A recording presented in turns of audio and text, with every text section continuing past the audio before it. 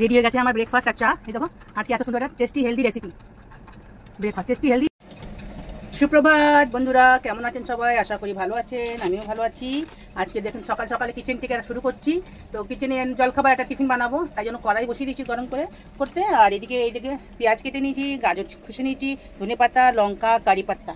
কী বানাবো বলুন তো। আজকে বানাবো সুজির উপমা। সেই জন্য এই সুজি নিয়ে নিচ্ছি, অল্প একটু বানাবো একার জন্য। তো এই আধা বাটি নিয়ে নিলাম। এটাকে এখন শুকনো খোলায় ভাজা করে নেবো আগে, ঠিক আছে? ভাজা করে নিই, তারপরে আসছি।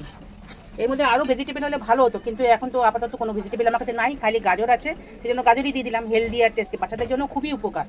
গাজর, ক্যাপসিকাম, ফ্লাওয়ার, মটরশুঁটি, এইসব জিনিস খুবই উপকার, তাই না? এটাকে ভাজা করে নেবো, একটু ব্রাউন করে নেবো।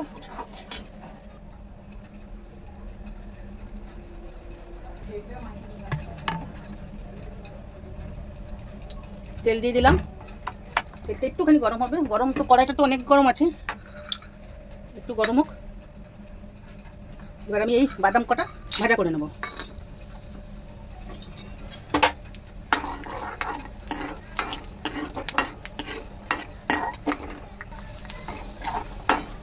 বাদামটা ভাজা গেছে, এবার বাদামটা আমি তুলে রেখে দেবো, এর মধ্যেই দিয়ে দেবো।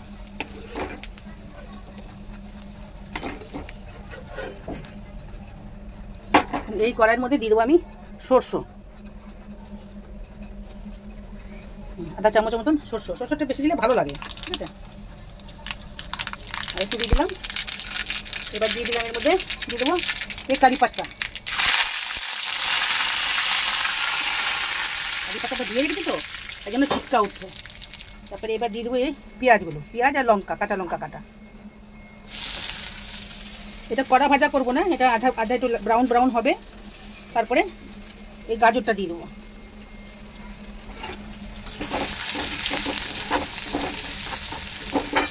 সুন্দর একটা গন্ধ বেরিয়েছে কারি পাতার আর সরষের, অপূর্ব। দেখুন অনেকটা ভাজা হয়ে গেছে। এবার আমি দিয়ে দেবো এর মধ্যে পরিমাণ মতন নুন দিয়ে দিলাম। আর দিয়ে দেবো এই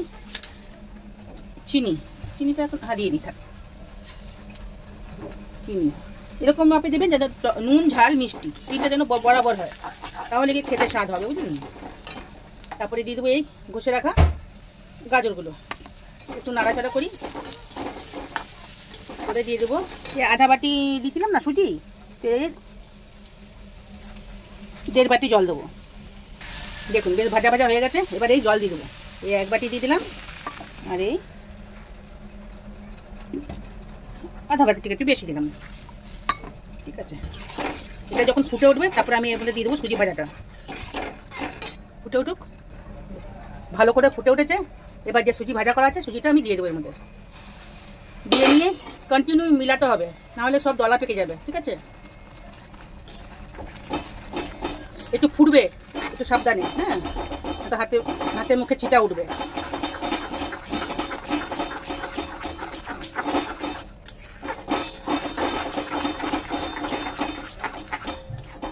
এবার দিয়ে দেবো আমি এর মধ্যে এই কেটে রাখা একটু ধনেপাতা, তাহলে কি একটু গন্ধটা সুন্দর ভালো লাগবে। এটা অপশনাল, আপনারা দিতেও পারেন, না দিতেও পারেন, দেখতেও ভালো লাগে আর খেতেও ভালো লাগে। ধনেপাতা কার না ভালো লাগে? দেখুন এরকম খোলা হবে। গ্যাসটাকে বন্ধ করে দেবো। এবার করবো আমি প্লেটিং, ঠিক আছে?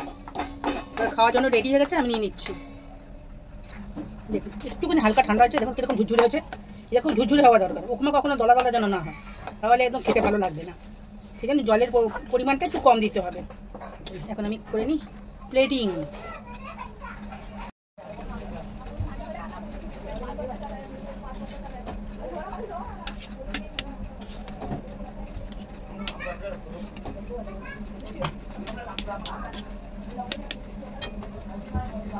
উপর থেকে একটু ধনেপাতা ছিঁড়ে দাম, তাহলে কিন্তু ভালো লাগবে, দেখতেও ভালো লাগবে।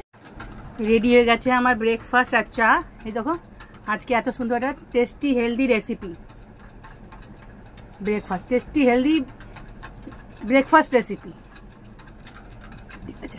যদি ভালো লাগে একটা লাইক, কমেন্ট, শেয়ার, সাবস্ক্রাইব করে দেবেন, আর সঙ্গে থাকবেন।